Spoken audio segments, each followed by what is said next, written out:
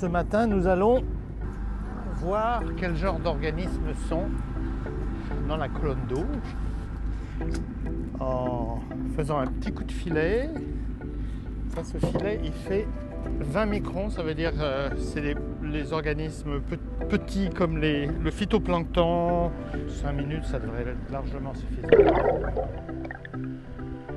Quand il y a trop d'organismes dans un filet, ils sont comprimés, ils s'agrègent les uns aux autres. Donc si on veut faire de l'observation morphologique, c'est pas l'idéal. On voit qu'il y a de la vie. Et tu vas en faire quoi de tout ça? Je vais les regarder pour essayer de capturer la beauté du vivant. Ça vous arrive souvent de travailler ensemble? Ah oui.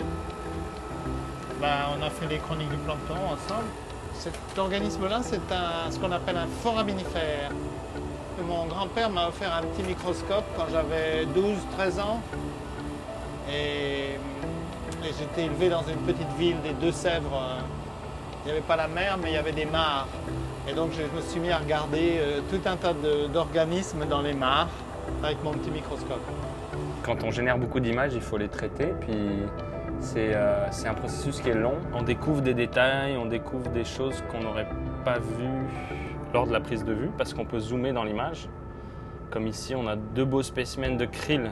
On avait un ami qui était zoologiste qui nous a appris beaucoup de choses sur le plancton. Il nous a dit une fois que quand tu étais un peu déprimé ou tu te sentais pas bien, hop, tu te faisais un petit plancton puis ça va mieux.